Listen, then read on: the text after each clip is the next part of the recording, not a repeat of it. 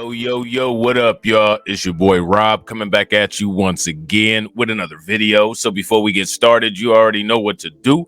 If you're not subscribed to the channel, make sure you hit the bell icon twice. Smash the like button, share this video out to all of your followers, and let's get it cracking, all right? I don't know if people have been watching the videos or paying attention to the cryptocurrency market, but two things happened today. The first thing that happened is Bitcoin has reached an all-time price high above $69,000, which is amazing. And then it crashed. Let's talk about it, all right? What we got here is an article from Decrypt, and it says it's happening. Bitcoin hits all-time new high price of above $69,000. The asset has soared since spot Bitcoin ETFs got the green light in January. Bitcoin is back today, setting an all-time high price of above $69,000 as investors and traders rush back into the cryptocurrency market. The digital asset class is now trading for $69,324.58, according to price data on Coinbase. That's a 4% 24-hour rise. Over the past 30 days, the asset has soared by more than 58%. Now, let me ask you guys a question. What I want people to do is I want people to calculate how much money they have on hand and how much money they have saved, and ask yourself if over the past 30 days, whatever you're doing with your money increased your wealth by 58%. I'm going to answer that in advance for most people watching. Probably not. Its previous all-time high of $69,044 was set on November 2021, over 2 years ago. Since the start of 2023, Bitcoin is up by more than 300%. So again, we're going to ask this question. Whatever you're doing with your money, 401k, IRA, has it increased by 300% since January? Let me know. Prior to that, and following a brutal bear market, it was trading for less than $17,000 per coin. So what changed? This is what's important. The most significant catalyst is the approval and successful launch of 10 spot Bitcoin ETFs.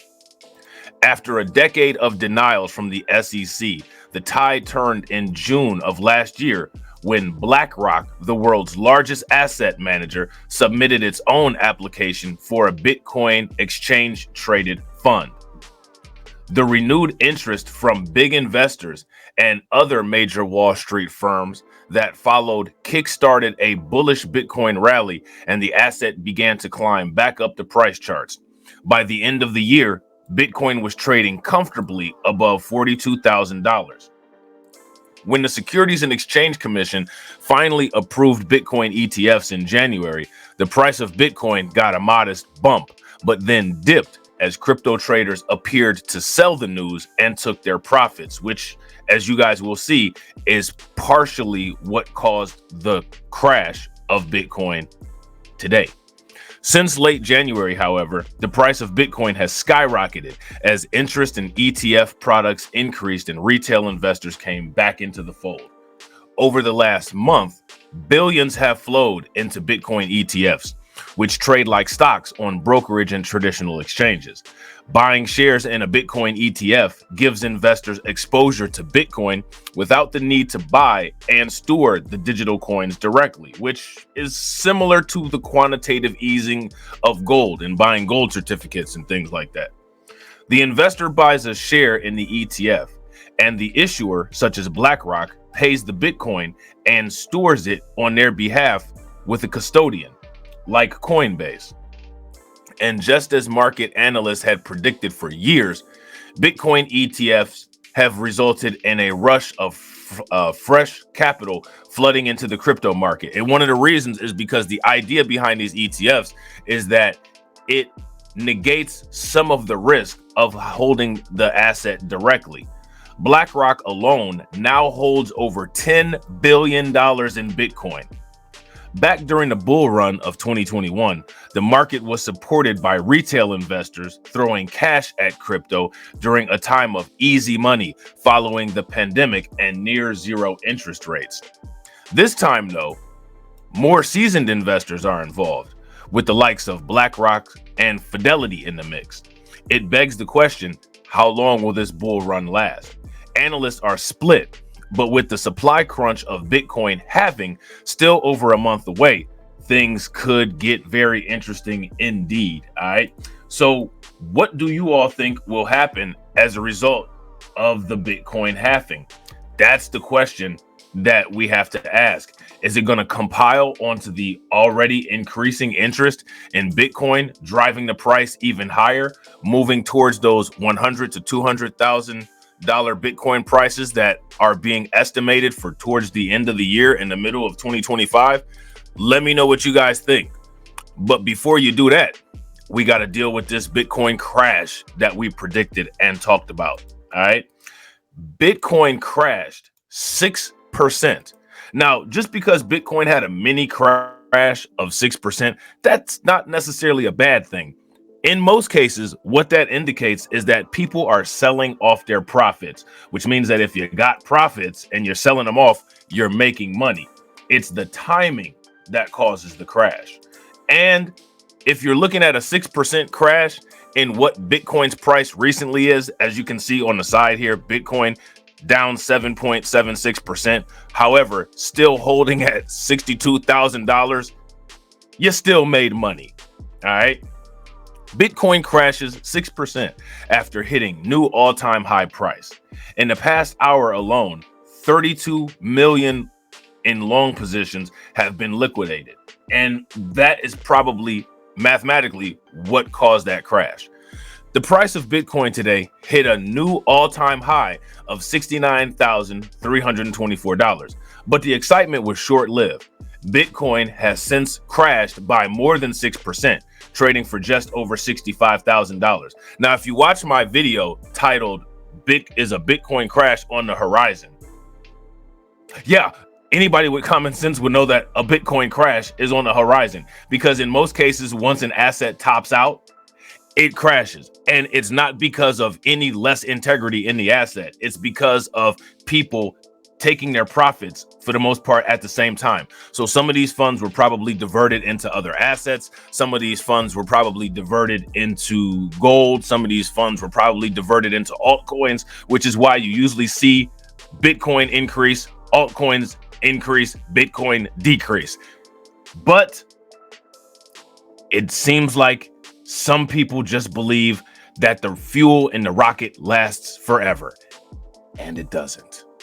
The drop wiped out more than $31 million in long positions, according to data on CoinGlass. Today's volatility has taken those placing leveraged bets on the price of Bitcoin on a wild ride. In just 24 hours, over 675 million in both long and short positions have been liquidated across the crypto market. Roughly 200 million was in Bitcoin derivatives alone. Okay. Earlier this morning, Eastern Time, Bitcoin was briefly trading for $69,324 on America's biggest cryptocurrency exchange, Coinbase, eclipsing the all-time high set during the 2021 bull run. But it quickly dropped by nearly 6% since then and is now trading for $65,627 per coin, according to CoinGecko. This means those who bet on the price of the cryptocurrency going up have lost out.